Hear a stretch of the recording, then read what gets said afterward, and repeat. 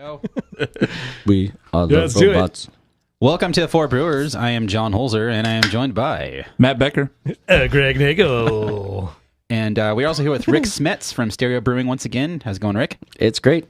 Cool. Thanks for we're the pizza. Yeah, we just had pizza. We fed had our him break. pizza. So Rick eats pizza, you guys. Domino's this time. And Greg went the vegan route because he's got the squirts. Oh, today I took my actual first solid loaf.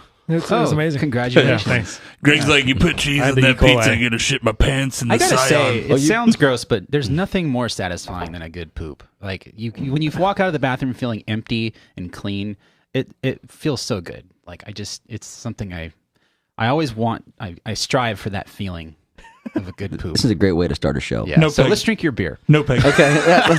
Now, okay. This we all need this right now, especially you people out Speaking there of things that listening. remind This us is of shit. right. We need this right now. This is the pale ale. We call it Emotional Rescue. I could use a I gastroenterologist kind of, rescue. I like that play on words. You know, it's like everybody needs an emotional rescue once in a while. Especially these days. I love pale ale as a style. It's probably absolutely my favorite style of beer.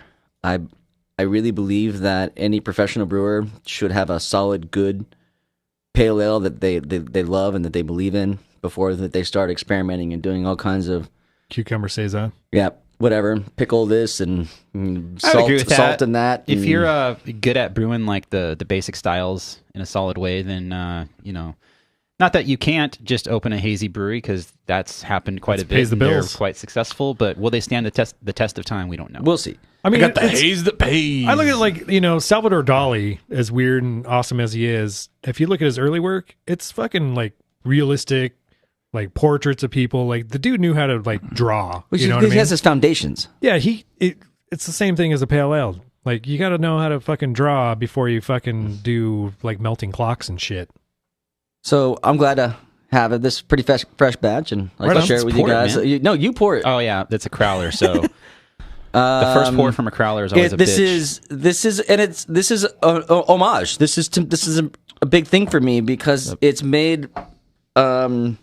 It's not made with new school hops. It's not made in a new way to just be a crowd pleaser. It's made as a delicious, beautiful, classic pale ale in an American West Coast style, and we use Cascade, Columbus, Centennial.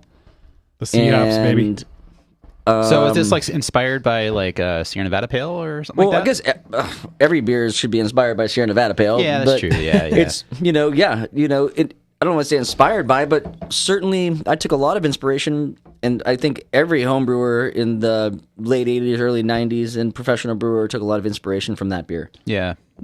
And they stand tall on that, and it's still delicious. And I would, like I said earlier, I'd buy it today, and That's a beer that I've always had a like weird relationship with. I'm not saying it isn't. It's a solid beer, obviously, and it's a legendary like classic. It's the craft beer that kind of brought back, I think, American craft beer. On a certain level. Anchor.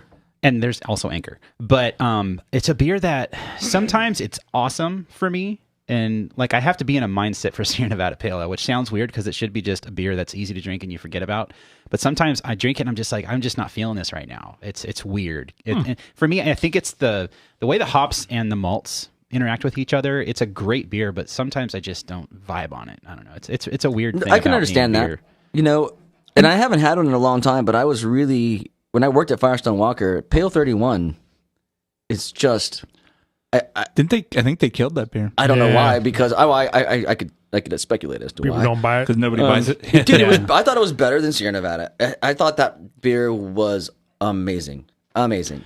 I think pale ales in general have a hard time right now. Like, Especially Why? right So now, then yeah. we're because of the alcohol content? Because this is plenty bitter. I think just in the current haze, bro, like fruity beer, milkshake. I think in there's hazy general, pales, though. you're better. Like, people who kind of know a little bit about craft beer, people who aren't like wholehearted craft nerds, they know that they like IPA. All the growth is in IPA. We've been to the craft beer summit and watched the Brewers Association talk about like 90% of the growth in craft beer comes from the IPA category. One way or the other, fruited IPA, hazy IPA, whatever. But like the bulk of the growth is coming out of some form of IPA. Or something that someone's calling an IPA. Yeah. Right. I mean, True, that's, yeah. let's So- just, I have definitely tasted a lot of things out there that have a label on it that says IPA that is nowhere near reminiscent. Yeah. I tasted one from a certain brewery that tasted like Zima, and they called it IPA. I think there's a lot of people that don't necessarily associate IPA and pale ale, even though the PA stands for pale ale. I think they know they like IPA, but pale ale doesn't ring that same Pavlov bell of like, oh, this is a beer I like. Yeah, exactly. It's a big bucket, that's for sure. But this, for me, again, just talking about the Sierra Nevada Pale, it is very reminiscent of that for me.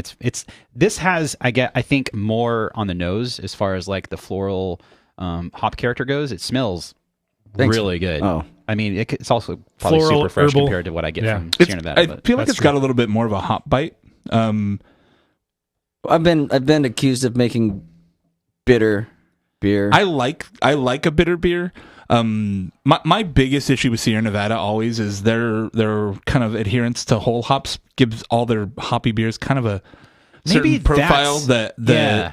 doesn't is not my preferred. It's probably because where a lot of people kind of came of age on Sierra Nevada Pale Ale, I kind of went back and had Sierra Nevada Pale Ale after getting accustomed to kind of more, I guess, modern West Coast beers. now that you mentioned the whole cone thing, I think that's also a part of it because whole cone hops compared to pellet hops tend to have obviously a different profile when it comes to how they taste in a beer. Absolutely. I think, Like a and that's why Absolutely. people specify whether The way they you hop know, dose they- is totally different from any brewery with their torpedoes and stuff like that. Yeah, I think that's part of it too with Sierra Nevada. They're- If you remember when we did the Sierra Nevada show, we kind of realized that there's a very similar profile to their hoppy beers, and it's because that's how they do it. And it seems like just out of a point of pride or tradition or something that they're like, we're not going to do pellet hops, period. well, their system's designed for But it. even yeah, then, those, like- I do believe that it is also out of a point of pride and tradition. You Yeah. know that it's. I don't want to say arrogance, but there's champions have to believe in themselves, and they went that way and they've stayed that way. And Oh, it's yeah, I also, mean, I mean, they've gotten that they're big doing just doing fine. that, so there's clearly a consumer that wants the flavor profiles they're making. And I think what sets them apart is definitely they have a house character, which I think what Stereo in the 2 years that you've been around, you've been able to craft a good dry house character. Is that something you strive for? It is for sure. At the same time, my wife calls it house palate, and then we start to we've adjusted our likes and what we consider beer, what it should taste like to the beer we drink. I mean, we can't afford to go buy craft beer. We own a brewery. It's ridiculous. So, Zing. so we end up drinking a lot of our own beer or any kind of, we're lucky to have a wonderful People drop brewing off community. stuff. Yeah. And that whenever we see anybody, they drop stuff off, and we as well, whenever we travel around, you should never travel empty handed. We love to share our Bring beer with stuff on, everybody. for sure. It's always funny for me to see like other brewers come just kiss the ring of the new brewer. They're like, give this to your head brewer, and I've sent my regards on the day of your anniversary. So good. On my, when we had our anniversary party, I got a bottle of Remy. Yeah. That's things. sweet. It is. It's like, thanks, dude. We do have a great community. I mean, there's, of course, everybody has their favorites. There's certain ones in my circle that it's really tight, and at the same time, it's a beautiful relationship. We've been able to, over the last few years or a couple years of being open, we've been able to bounce around raw ingredients. I might get a text at 9:30 in the morning, and it's, oh man, I need some Cascade right now. All right, come get it. Or do you have a bag of Crystal Malt C60? Yeah, what kind? Crisp. I'm on my way. And it's we've really bailed each other out, and it's a beautiful team synergy that's going on there. On that note, is this all C hops? This beer? It is Columbus Centennial and Cascade. Cascade.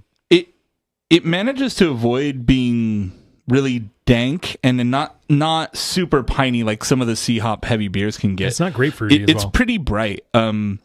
I really like, now that I've gotten most of the way through a glass, I really dig the flavor profile on this. The hop profile. It's interesting that Greg and I were talking about that as well on the way here. We did a whole 2 whole shows on the way here. Yeah, I should have recorded. But we're just But talking. Patreon We're content. talking about these people that like the issue with, say, Tap Hunter, and that people want to try all these beers and get them logged in, but they're only tasting an ounce or two, and then they're putting out a judgment. And just as you said, you may have liked the first sip, but now it's been sitting in your glass. It's warmed up. Your palate's kind of gotten used to it. When you take that, you really have to get into a beer. A good beer takes more than just a couple sips and a couple degrees of change to really develop and to go all through your senses. A pint of beer, you have the top part where it's nice and cold and fizzy. You got the aromatics, and then you've got the middle part, which is kind of like you're getting more of the flavor of the beer, and the finish. This tastes different to me right now than the first sip. Mm-hmm. It's interesting to know that Untapped, which is the biggest social network for beer drinkers, and I'm friends with the guys from Untapped. When they first started, like they had a real issue with the tickers. Basically, you'd go to a bottle share and you'd tick, and they actually had a limit on their app to where like. If you checked in with it to like 3 beers in like 5 minutes, they're like, "Whoa, slow down, buddy. Slow down there, asshole." No. And I went to Tim and I'm like, I get why you're doing that, but you got to understand, Bottle like, if you're at shares. a bottle share, you might drink 100 beers in 2 hours. But if you're at a bottle share, do you deserve to judge a beer on two sips? Okay, so this was the other side of the conversation. He's like, yeah, but you're only drinking like a sip of it. I go, I know, dude, but you are making a social media beer drinking app where people want to log everything they've had, and it's a game, and they do gamify it because you get badges for, drinking so many beers or drinking this certain style or drinking on this certain day, like Thursday, New Year Thursday. But they gamified it, so it's like you can't gamify it and then put restrictions on it. So, but it also has real life effect.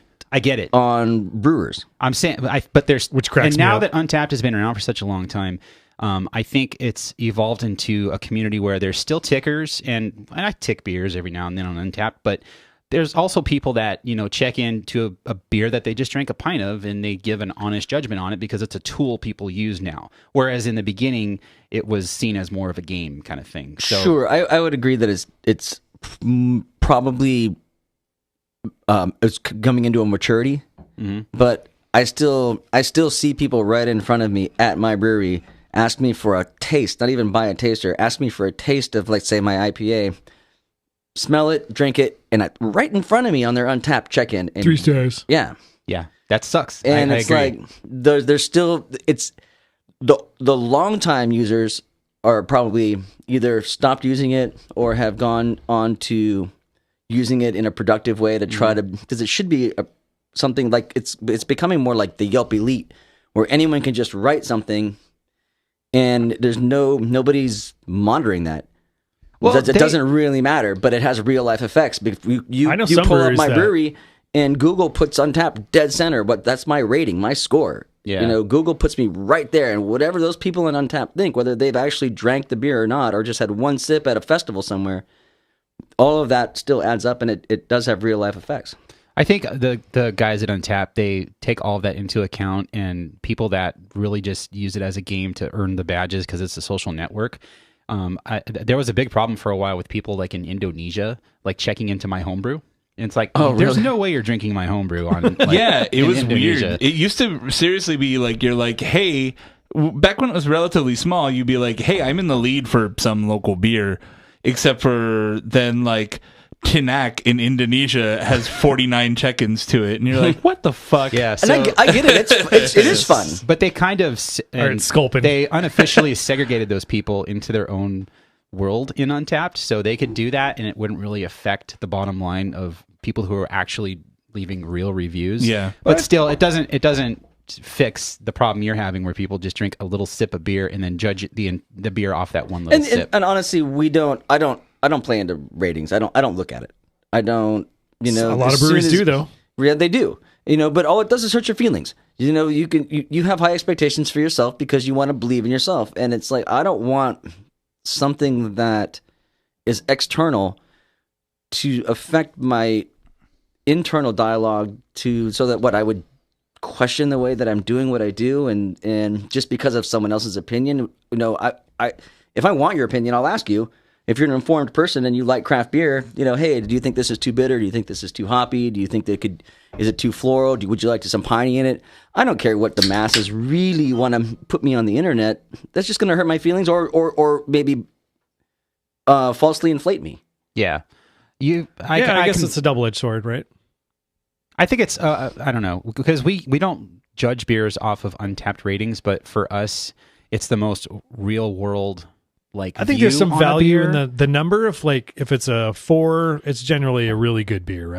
That's basically, if it's a 4, it's a really good beer on Untapped. If it's like 3.5, you're probably still pretty good. It's misunderstood, maybe. If you're above 4, it's probably spectacular, and that's how, I mean, or hypey. I think Untapped has gotten to a point where they're pretty reliable for their ratings in a larger sense, but if there's like 4 check-ins to a beer, obviously you can't judge a beer off the advantage Untapped has is that they have a large volume of ratings, so the ratings tend to average out, where Rate Beer will have 15 reviews, and they're all, 5 of those dudes were in the same room when they drank it, and they all are like 5 stars, and then it's like, okay, yeah, this beer is the top-rated beer of the style.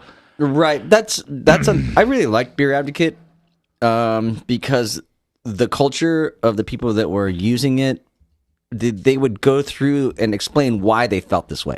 They wouldn't just drop a 4-star or a 3-star or a 2 or a 1. They yes and no. I mean, this is I'm talking 2004, 2005. We used to have a segment where we went through and made fun of Beer Advocate reviews. We did guess their beer based on the review. But I don't. Like I said, I don't read them. They're so I was making just something something I just don't need. Gotta find the ham sandwich review. We gotta so revisit that one. I forget what beer he was even drinking. We just talked about. What is it that we're drinking now? This is Era from Prairie. It is a hoppy farmhouse with lemon zest and Cascade and Centennial hops. Wow. For an extra kick of citrus. Yeah, we went straight from Cascade and Centennial to Cascade and Centennial, baby. Just a different yeast. It smells very lemony. It's very lemon snickety. Does it say what yeast is being used? I'm pretty sure. Don't they have a house culture? Prairie. Is that your phone? My phone said no. Jesus. I don't know. All I ever really see from them on the shelf is the bomb. Yeah, it's pretty lightly colored. Not a lot of head hanging around.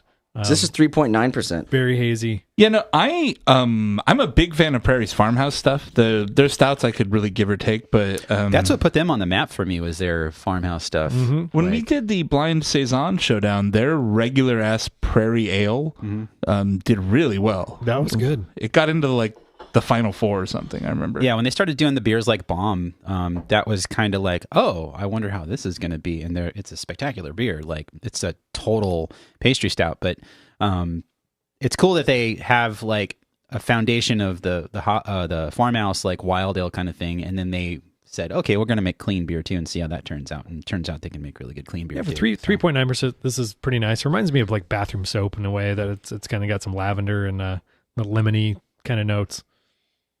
Yeah, I mean, it's kind of refreshing. It's got a nice good. little acidity on the finish. It's not. I mean, it's got just a hint of tart to it. Yeah, it's enough to kind of clean everything up, I think. And I don't know if I get tart. I get Brett maybe. There's a little bit of acidity on the. There's a little bit of funk, a little bit of that Brett funk. That sweet funk. It's very light. Brett honestly, funk. But I get it on the aftertaste. I'm not getting like a lactic sourness. I'm getting like a like actual like lemony sour. Right, Oh, it's yeah. citrus, maybe citric tart. Like my judge of that is like if you put it in your mouth and you hold your nose so you can't smell anything, you'll perceive your tongue will pick up on the sour. So that's how I kind of figured that one out. Thanks for that insight. Yeah, for sure. It's all in the tongue. Good. The retro exhale also works well. We exhale very, very quickly. No. You take a sip, slosh it around, and leave your mouth closed and exhale through your nose. Mm-hmm. Really fast. And like you can feel air going over your tongue. You need to like lift your tongue up a little bit and let it move through the mouth as it's shooting out, rushing. You do the alphabet, right? What you do is give your finger a blowjob while you're with the beer in your mouth. Greg just does that. Just for lick the tip. It's not a tasting note. It's just Greg's guide to a good Saturday. Greg, will you give my finger a blowjob, Greg? Yeah, for sure. Please. Just 2 fingers. On a very special episode for Greg blows John's finger. Which one will he blow? That's a good YouTube channel thing. All right, we're just drinking some beers with my buddy John here, and then Some weird fetish thing happening. All right, and this has been another edition of Sucking Fingers. It looks like we just had that episode now. Sucking fingers. Just two bros sucking fingers. What's up, bro? What's up, buddy? Just sucking some fingers. Just sucking your finger. Hard to talk right now. Wow, this beer is really good. It pairs well with your fingers. Wow, you just really finger beat him in the mouth, John. He's looking to get fingered in the. No, he just wants to finger you in the mouth for sure. Getting some horse blanket on your finger. A little horse blanket. Little lemony schnicket. I get a little, but I do get a little of that. It's definitely a wild ale. It's a crusher. It's like a good, nice, mellow. This reminds me of what wild-ish a crusher. grisette should be. You know, it's got that. Exactly. Nice and light. I could drink all day. Give it to the coal miners. But I would be happy at drinking this at my house, and I'd be happy I could take this to the river. Yeah, Take it definitely. to the river. You know, yeah. it's just it's light and easy, Especially when it's hot out. Yeah, Mhm. it's a little cool now in SoCal. but plenty of character. With your finger in your mouth. What do you got next there? This beer sounded too fucked up to not buy. The best part of craft beer right there. It is Oliver Brewing Company and Stillwater Artisanal Ales. All right. The can that you shake. So For serious? What? Are we supposed to shake the can for real? it says that you shake the can. It's either important or a hilarious prank.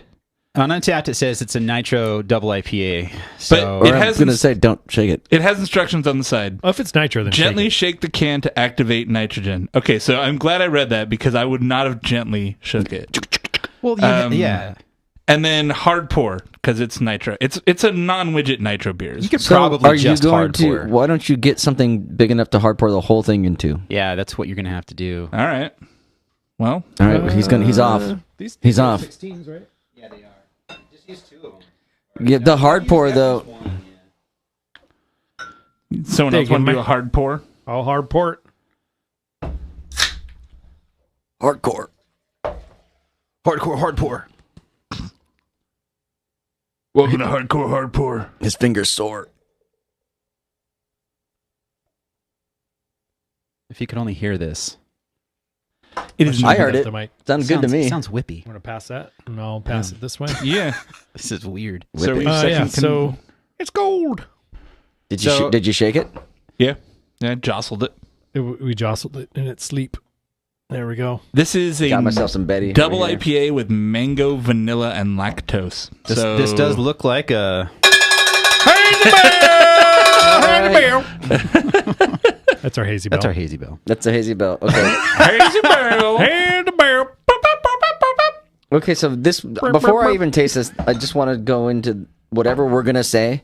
Remember that this is being referred to on the open market as an IPA, Double IPA. double IPA. Double Yeah. lap. That's a dipper. Okay. Proceed. I think that's just something to say it's got higher alcohol than. But do you think that it's washed away the importance of what IPA actually meant? I don't know. Let's drink it. Let's see. I haven't had it yet. It is. It has just- a nice. The head like coats the side of the glass. It's very frothy. Has a Very interesting pillowy, look to tight it. head. Okay, first off, I don't think this needed to be nitro. Like, I hate nitro beer. What are you doing? Like, Nitro, yeah, what are you doing? It smells like a creamsicle. You know, For what's, sure. you know what's kind of interesting is that it's not cheap to make nitro, nor is it easy. Some yeah, people that's like why it. they charge $25 for a 4-pack. I don't know how much was this beer. But it just tastes like like $5. It just tastes kind of Yeah. flat. Yeah, that's what I'm saying. With IPA, I would prefer just to have regular CO2 in there than. But I get they're going for the smoother bubbles, the Creamy. It's milkshake creamy. kind of feel. Yeah, it's got that like melted ice cream sort of vibe on the mouthfeel. You sure you're okay with this lactose, Greg? I want to get the squirt. Little milk sugar. Greg's been working on his tolerance. Looking at, well, you know. It's Look not a it up. lactose intolerance thing. I can lactose the fuck out of it. I do get fruit on the nose, the fuck out of it. but it's like I get more of like a hoppiness too. Like it's a hoppy fruit. Can I see the can? Yeah. Where's the can? They have really cool can art. Actually, I like. That was really what grabbed me. Is it looked. The This can cool. that you shake, whipped. Is this the first IPA that I've ever had from Stillwater, I would say yes. Yeah, they didn't actually brew it, but they don't actually brew anything, right? Oh, They're, well, that's true. They're a full Gypsy? contract brewery. Yeah. Gotcha. Who is? Stillwater. They're kind of like Mikkeller. They just kind of bounce around brewing at other people's spots. Yeah, we've had Stillwater on the show. Looks like once. And I wanted a beer. The show and was then I called. It opened was a season brewery. 3, episode 33, the Gozer Coaster. And everyone said it was the best brewery ever. And then I wanted to run, so I bought some running shoes, And and then I started a running club. I was the fastest runner ever. Oh, the beer we had was a collab with Fry Do you Guys. get a lot of mango? No, not so much. No. I get more lactose than mango, I think. Yeah, it's pretty lacto-y.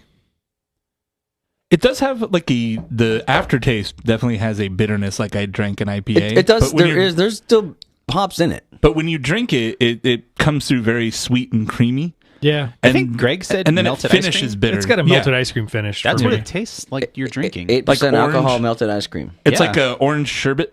Melted. The melted. Sherbet. Yeah. Yeah, I'm over it. I mean, I don't really love these styles, but we haven't done a lot of them, and I figured it was a fun experiment.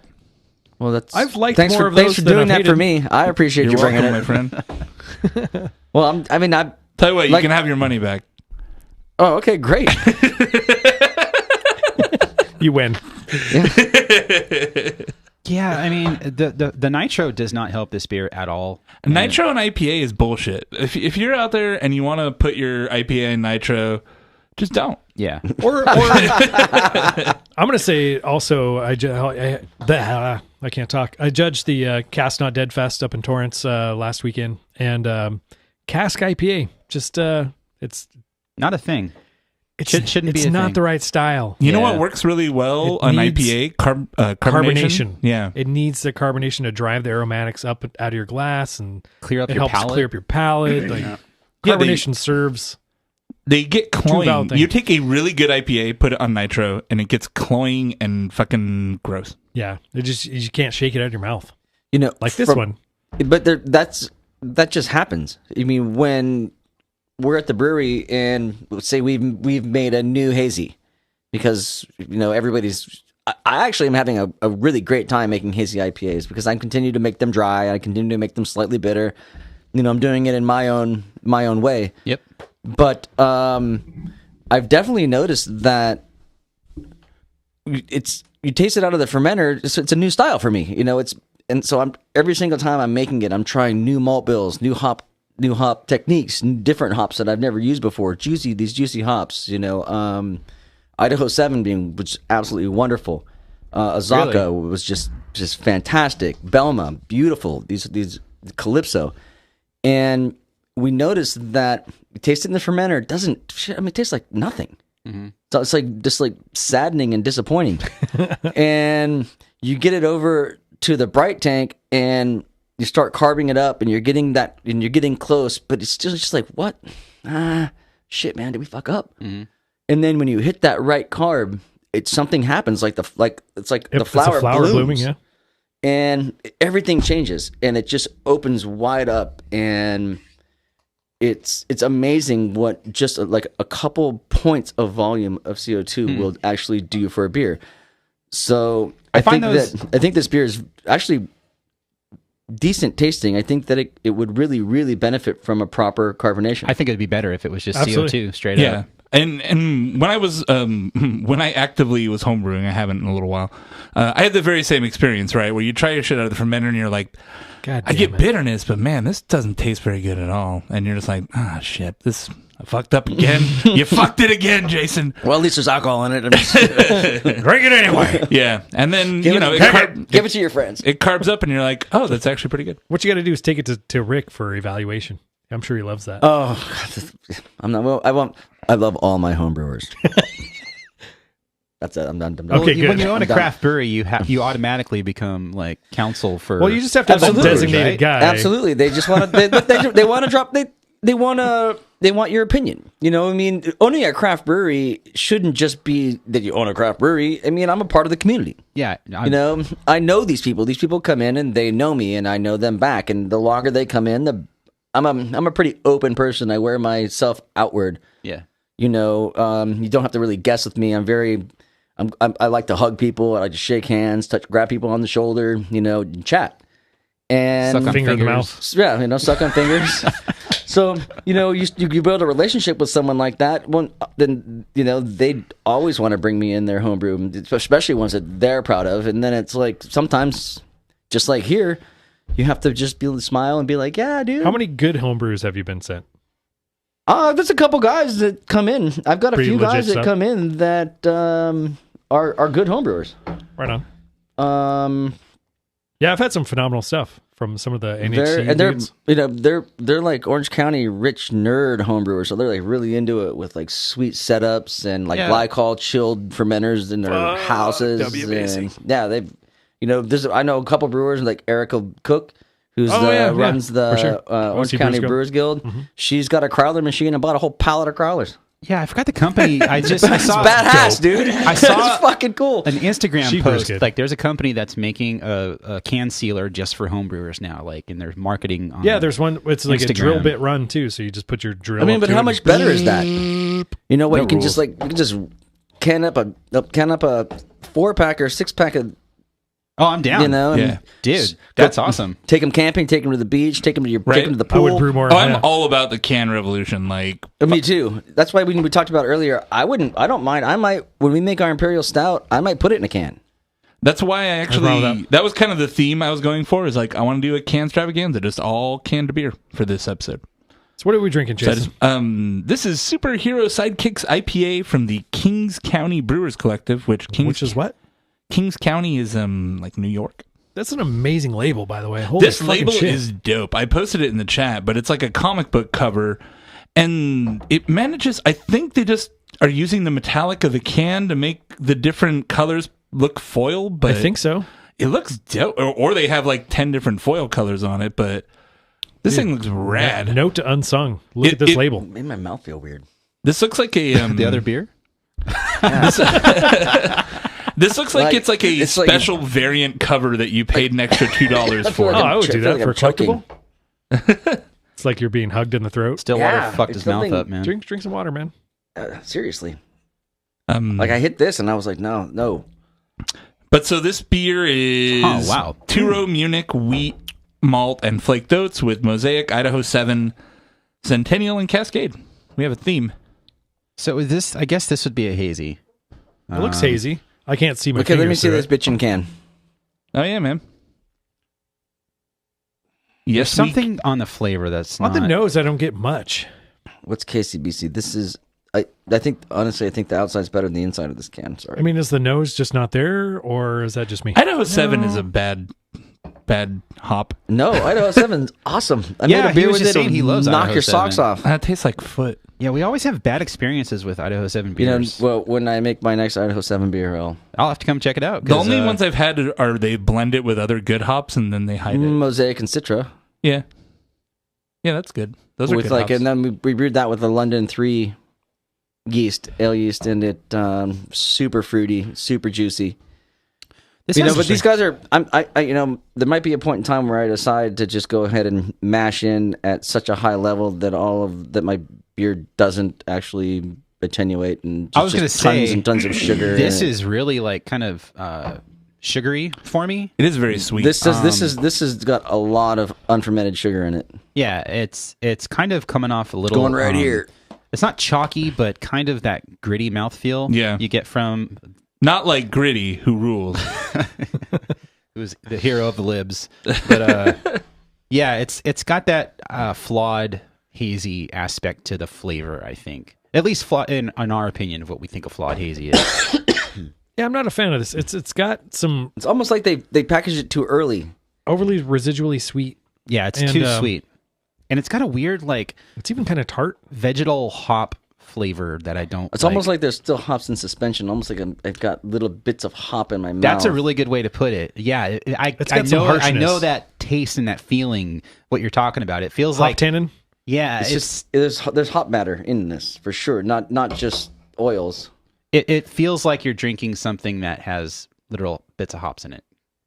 And that's another thing that I've experienced with hazy IPAs. We've tried different things, dry hopping just by dumping, dry hopping and doing recirculations in the fermenter using lupulin powder. And when we used a lupulin powder, I mean, sure, it gave these great aromas, but that it just stayed in suspension. We had to we waited and waited and waited, because no matter what you did, no matter how great it smelled, when you put it in your mouth, you got this grit, and So- it really detracted from the beer. Yeah, the whole gritty mouthfeel on hazies, that we've come to a conclusion that that's just a sign of you did something wrong. And maybe it's not that you don't know what you're doing, but whatever you did in your process didn't work out. I think soft mouthfeel is appropriate for the style. Yes. And I think if you go too far towards soft, you end up going Gritty. But it is. But Gritty End up kitty. going with our boy could be- Gritty. it could be that, I mean, these guys, Gritty kitty. these, you know, I do quite a bit, and I know that there's breweries out there that are putting way more hops per barrel than I'm doing. Yeah. And when you're putting that much hops per barrel, and you know, especially if you don't own a packaging line, if you're a small brewery like me and you have to have a packaging Truck company come, when they've got that day, that beer is going to be ready. Whether you're, you know, and if you have production timelines and you need to get this moved, you know, something like this could have been, maybe this would be a lot better beer if he would have just had an extra 4 or 5 days to let it settle out. And you're kind of going, well, hopefully it fixes itself in the can. Yeah, Right, but I but- couldn't schedule a fucking truck guy. I was gonna miss him by like 2 weeks if I didn't get it in the can Exactly. now. So, you know, especially, I'm always willing to give, because I'm so imperfect. You know, anybody the benefit of the doubt. You know, that's kind of what it feels like to me. I think the bones are there. The bones Yeah. of a really good beer are there. And there's just No, a label. couple execution misses where it's just not quite there. Like, it's like... Label's sweet. And I think it almost makes you want to be more critical, because you can see that it's like almost a really, really good beer. And then it ends up just being kind of too sweet, and the mouth feels a little off. And it's just like... It's like a few small mistakes. You guys have seen what I've done all trip. A few small mistakes have compounded to make it from like what could have been a really awesome IPA into like, nah, you just didn't do it. You just missed it. The pedal didn't You know, bloom and before. I don't. It almost makes, now that I think about it, I'm not sure if it was the end of that or the very first sip of that. It was that the very- caused this tightness in my throat. It was that the just first sip of this. Closed that everything was- up. It's just like, no. It was a this bit is- tannic too, like it, because it hit me kind of similarly, where it was just like, oh, this is not, oh god. So it's not a horrible beer. It's definitely like they've won in the label department. Like that's gonna sell like hell on the shelf because it just looks cool. Like I'd buy this for the fucking label. But would you buy it again? That's important. You know. Would you buy another beer from that See, brewery? And then that's I have something. another beer from that brewery. Oh, dude. That's something that Stereo Brewing believes in so deeply, and it makes it more difficult because I don't have an artist that's got expensive shit. yeah, I know. You can't just have a label like that, you know. But what I can do is I can put something that I believe in, that I'm really, really proud of, and that that took the time and the effort to make sure that it was labeled. I mean, that it's packaged correctly, and that it's as perfect of a product as I can put out. Label art only goes so far, and you've got like Monkish. You have is to a remember good that it's example. important what's inside. Yeah. You know? Monkish has dope labels, but they're simple labels. They're minimalist type labels. But their hazies, I mean, and their other beers are fantastic. So labels help, but it's not everything when it comes to I don't know, a whaley beer. Yeah, I mean, if you're buying books, like what's the old saying? Like if you go into the bookstore and then there's a book that has a really good cover, A book in the hand is worth And- 2 on the shelf. Yes. but then That's you what go they home say. and read it, and you're like, this isn't even in English. And you're like, "Fuck." wait a minute. I looked at this book and I made preconceived notions about the cover. There was a hot It's- girl on the cover. It's like No, I'm just kidding. I judge this book by Yeah, it was like read, like a- read Right, me once, there's a shame on there's you. a Jeep, Right. Jeep Read me jumping a twice. hot chick who's got 2 Shame machine on me. guns and a cat, what I forget and then you're like, Judged a book by I don't know the cover. Anyway. Maybe the cover. Can we say the okay? But that's judging a book by the cover is I think what we're trying to that's say. it. somebody finally got there. Thanks, John. This is an overpromising cover, in my opinion. Oh yeah, totally. yeah, for sure. We judged it. So We bought it I based on the have cover. I have better hopes for this one. It's a Brett IPA. A broad. This is from Three Magnets. I've had Three- Three Magnets on the YouTube channel. Yeah, and 3 Magnets. I believe they're in Olympia. Oh no. There's Olympia, something- Washington. Oh no! I no! I smell no. peas on the nose. I smell asparagus. Oh, Uncooked asparagus. Oh no! It They must did be. use Is weird that Idaho hops in 7? this. Yeah, what are the It's hops? Hallertau Blanc and Heel Melon. Oh my god! It smells like And asparagus. Denali. Doesn't it? Uncooked asparagus. Come on, on I the gotta nose. Man, clean all up. that's what I get for saying I had high hopes. Oh, So a buddy of ours we had on the show actually brewed an asparagus beer that was really good. oh yeah, Who's that? that was Daniel good. Fernandez. Speaking of good homebrewers in Orange County, From Bean Curd Turd. Bean Turd Fertile, Yeah, that's the worst name ever, Bean though. Curd Turtle. If you're listening, man, Sorry. good beer, but Bean Curd Turtle's No, the we worst. love them, but It's the worst name ever. Okay, he so knows this beer people make fun smells of his- straight up like uncooked asparagus. Yeah, this is not. There's nothing redeemable. I don't even want to drink it. I'm afraid. Oh, hey, you know what? Go ahead. It tastes like nothing. Okay. Oh, do we have a redemption beer? Mm. Or are we good on time? Yeah, you're right. It does taste like nothing. It tastes like nothing at all. Tastes Yeah. like nothing. You know, somebody brought some What's the extra ABV IPAs. on? What's the ABV on nothing, guy? 7.2. Oh wow. Well, you you don't could get the definitely get hammered alcohol. off of it. You don't get the alcohol. Well, another swing and a miss from my fucking can wall grab bags. But you have IPAs, right? Yeah. Hey, you know what? Hey, how about if we get his let's do brew? let's do my mango. Let's do my mango IPA. Yeah, we got to go out on a solid note here. Okay, so Yeah, this it's is been a real series of down nights. This is a 15 barrel batch of mango IPA that we dry hopped with, double dry hopped with Mosaic, Mosaic, Eldorado, and Amarillo, okay. and heavy on the Eldorado. And then afterward, if we ferment it all the way out, and while it's still at fermentation temperature, we add 500 pounds of fresh mango. And we recirculate the mango on the beer for a couple hours to just really break it all apart and make sure that it's just really Mangoified. yes. Okay, and we've done this a few times. We did it the first time kind of on a whim, and I figured I wasn't going to do it again, and then it became wildly popular, like right as we were running out. I'm like, oh, we're almost out, thank God. And everyone's like, and all of a sudden it became our number one seller. And so we've also realized that we have to put findings in it. You know, we want that mango character, but you really don't want The massive cloudiness amounts of that fruit brings. I Yeah. could, I could see my fingertip through you the know, glass. and that's something. But I'm from an old school of brewers that really, I mean, we worked so hard, and it meant so much to us on a deep level to have crystal clear beer. You know, so this whole hazy thing really took me by surprise. I right before my wedding. I got married a year and a half ago to my lovely wife Amanda Pierce Smets, who I love dearly, and I would just die for at any moment. Oh, that's beautiful. And happy birthday to you, sweetheart, too. And happy Thanksgiving and Today's Merry your birthday? Christmas. No, it was a couple weeks, Oh. like a week ago, and Okay. went out to La Quinta out here and got a nice suite with a private jacuzzi At and a the little La Quinta yard. Resort? Yeah, it was. Yeah, we Dude. serve. I worked was there. awesome. Sometimes. Yeah. Now you got me off track. I don't even remember what I was saying. Clear beer. Happy Mangoes. birthday. So, So, the phone rang and they're like, "Hey Rick, there's this new thing called hazy IPAs." Oh, yeah. It was, yeah, exactly. You know that new beer style Exactly. you're looking Well, for? so that's my story. That's my Check story. this out.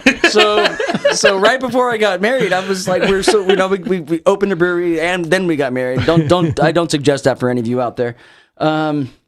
And I was freaking out. We made this 30 barrel batch of the Perfect Day IPA, and I put findings in it, and I ran it over to the Bright Tank, and it was so hazy. I couldn't. Maybe I was in a hurry. I was getting married. I don't really remember exactly how it went down. And I'm talking to my friend who owns Roundabout Brewery in Pittsburgh.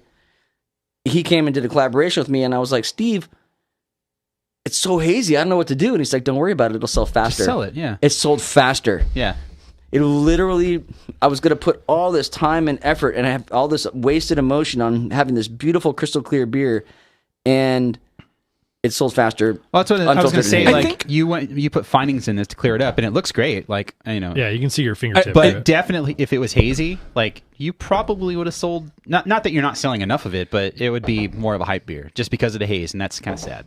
What we found is that the haze, it's just not that, it's not good business. You know, the haze in this case would be fruit. Right. And then Pectin. what happens is that the beer, the if we sell that beer out to an account, that fruit's eventually going to settle, and at some point in time, they're either going to start pulling pure puree, and then they're going to feel cheated. That's the thing with hazy IPAs. Like, if you're going to make them and it's a beer that could settle out, over a certain given amount of time, usually people are buying those and then, flipping them on the beer market, like on the internet or something, or drinking them immediately. And these are they're going to be consumed within. These are 3 weeks. incredibly. They need to be, because they're incredibly fragile beers. I think the haze thing too, and this probably will come off condescending, but whatever. I think we take for granted there are a lot, and in people like us who do fucking podcasts about beer, or are industry people, take for granted that there are very educated beer customers, and I think there is a large swath of lightly educated beer customers who know a couple things, and they know the last time I had a beer that looked like that looked like hazy, that it had a flavor profile I like. So that is the thing they associate with what they like. Yeah. They probably can't elaborate what they liked about it beyond that, but they know my friend gave me one of those hazy beers and it had a flavor profile that I really liked. Wow. So I don't want the last time I had a regular IPA, maybe it was Stone IPA and has a completely different flavor profile. But I know those hazy IPAs are sweet and very late hop bursted and whatever, right? But I don't think they are informed enough to articulate that, I like a hop bursted, less bitter IPA. It also comes down to like the people who go, "Oh, that's a dark beer. You're drinking a dark beer." Oh yeah, Guinness. Right. That's like motor oil. People that differentiate beer through flavor. They call a beer with full flavor dark beer and a beer with no flavor light beer. Right. They don't. I have a theory about this that I'll talk about off camera, because I don't want to condescend or put anybody on the outs. Just do it in a funny there's voice. A lot That's of all you got to people do. that don't think about it that much. This is a podcast, so if you want to say anything condescending, you just make up a weird voice and nobody knows it's you. I just think a lot of people don't think about it that much. Well, here's a story. Fine. When I first got into the brewing industry, I was very, very, very in tune and very aware of all the different styles of beer and how they should be made. This is my passion. I've decided to take my life this direction. It's what I think about all the time. And then I go into a Lamppost Pizza, and in come all the guys with their softball uniforms on and whatever. And they come in and they get super excited and they go up and they order these pitchers of hef. And I hear them saying to each other, "Oh, I'm drinking the dark stuff." And that's great, and that's the beginning of starting to learn about the adventure of craft beer. But then all of a sudden, these guys' palates didn't grow, and they're just a bunch of dudes that love to drink the dark stuff. But now all of a sudden, if you drink hef, you're sort of a dipshit. So everyone's drinking IPAs. Now the IPAs are so cool, but these people don't like IPAs. They like their hef. Now all of a sudden, you have this hazy IPA that all it really is a dry hopped hef or American wheat ale, and it's cloudy and it's not bitter and it tastes like juice and it's got sugar in it and it's easy to drink and it's delicious and I get fucked up on it and it's called IPA, and now all of a sudden everybody's a part of this club that they've been missing out on all this time. I can see that. Yeah, I think also too the haze IPA drinker tends to skew young. Does that mean? No, I don't think so at all. Like I think that drinker tends to skew younger too. I think Instagram's probably a part of it too. Oh, for sure. Right? Like millennial crowd. Treehouse is everyone's hyped on each other pouring Treehouse beers. So if you get something that looks like Treehouse beer, well then, oh shit, is that like that? Well, you can see these Instagram accounts where the guy has like 1,000 posts and it's the exact same picture of just a different beer and a different can of hazy IPA. Yeah, that's it. And he's got like a home studio with a camera and a tripod and the light above. That's a lot of people define themselves by that. It's a busy world. Yeah. What do you do? Well, I love to. They trade them and they have a good time with it. I think it's really cool. But it's. I just wish they didn't call it IPA. That's all. I don't know. Well, this is a great beer. The mango on the nose for me, it's more of like a mango rind kind of thing. That's what I get from it. It's pretty sharp too. like for the mango on the aroma. Yeah, I kind of get some green mango-y It's really notes in mango. there. That's why I said mango rind. Yeah, kind of it's got the rind in there for sure. Kind of like how watermelon beers they brew. That's on the rind. Oh, a the little 21 more. the 21A. Yeah, it's got more of like that fruity character is built in. It's I got definitely more, think it manages to taste like real fruit is in there though, and not like that that flavoring. Like we've all had mango flavored stuff, and you can definitely tell. Say watermelon's another good example of that, right? It almost smells like a gourd. It smells. It smells like a piece of fruit. It's fleshy, and like Very fleshy. rindy. But the 21A beer, the watermelon wheat that they make, I've had a watermelon beer that's made with actual watermelon, and it tastes like watermelon now laters, and okay. it's not good. I don't dig it, but that rindy watermelon thing that you get from that beer, I can drink that beer all day. I love that beer from 21A. Hell or High Watermelon. Yeah. And but it's because it has that rind quality to the watermelon, and it works well, I think, with the wheat beer. So. I had it when I went there years ago. I had it there, and then they serve it with like a watermelon slice on it. That was good. That's dope. I haven't enjoyed it any other time I've had it. What I like love about that this beer. is Tough Gong, right? Yeah. It's What I just like Tough about this Gong. beer is the mango is really integrated into the hop profile as well, and the malt. It's like it plays a really essential role in the entire beer. It's not like a mango beer or a beer mango. It's definitely like a cohesive. I let somebody taste it drink. yesterday, and I said it's a mango IPA, and they were so happy that it was still an IPA. Yeah. You know, but like when I pick up Whipped over here, I was expecting it to taste like mango.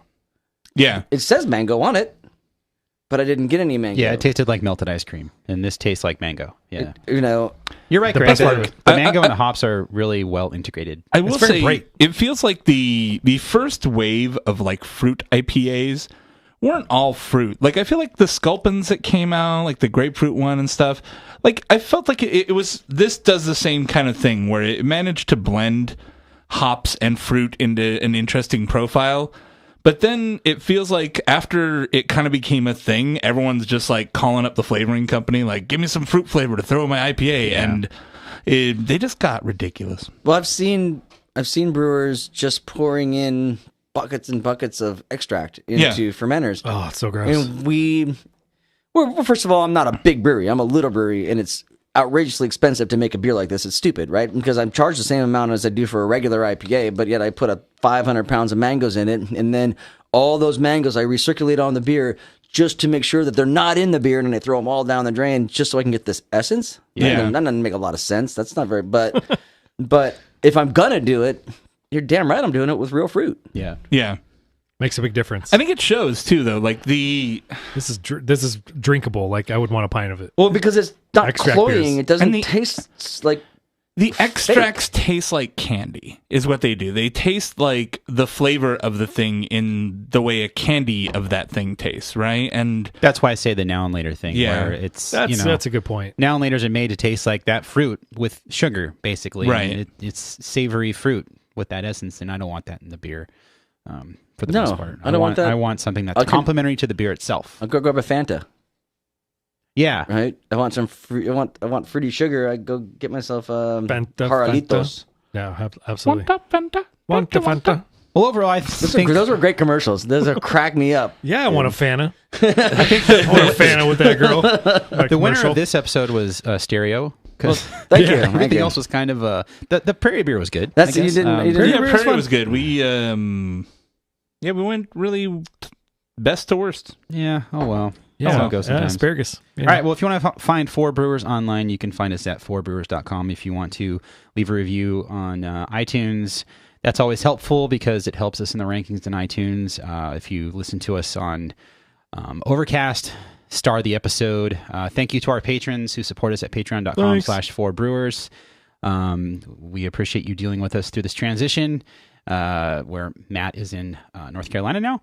And Rick, thanks for joining us once again. It's a pleasure. You'll be here for StereoBrewing.com. the next 2 episodes. I might be back. We'll see. Yeah. Yeah, if you can he's make it. just gonna be the I fourth know. brewer. This is not a. This is not a bad place to be, brother. This is the casting couch right here. We had another brewer on the show. that will go unnamed that had a really good time, and he ended up spending the night. And Yo, fuck yeah. He's at McKellar right now. yeah. Excellent. Edit. He owns it at this point. Yeah, Pretty much. you know who you are, Dan. Anyway, thanks for listening, and we'll see you next time. Cheers. Brew the Thanks, Brew the man. shit out of it. I'm sorry, that's not how I end the shows. That's how I edit or end my videos. It just came instinctually that's to me. all right. So It's all good, man. yeah. There is no wrong. Oh Brew my the god! shit Look out at of it. look at him being all critical of himself. Yeah. I can't wait to see what he does at the end of show 4 when all these beers are gone. Oh, John's feeling good. Nah, dude, I have to keep it together. There's no Matt, and like John, around the 4th show, John starts letting loose, and then John goes to edit later, and he's like, I hate Oh, John. God, John. oh, He's a monster. Let me talk. you are absolutely right. Who is this monster? You just have such this voice that just kind of just makes you just Well, if want you to be need a like this is. pee I think I have a pretty good refresher, voice. It now's the sounds time, fantastic and on we'll there. jump right in. Thank you. Your voice is perfect for this. I appreciate that. Which beers are we doing next? We can do mine. I have Christmas beers Christmas or Christmas-ish beers, Do? which is basically Christmas-ish? celebration and Christmas. other Christmas. stuff. Jason looks hesitant. I don't have to. I don't love the Christmas beers anytime. You know what though? Do you? I wish you. I know you don't, but I wish you had Anchor Christmas. I just like. I like Hey, to try hey. it. Hey, You think I don't? This year's. Yeah. Let's try that. All right, so let's do the Christmas show. Holidays. I think I have Anchor Christmas is the only Ding, actual faza dun, Christmas. ding, No, there's faza another dun, one ding, too. faza dun, ding, faza dun.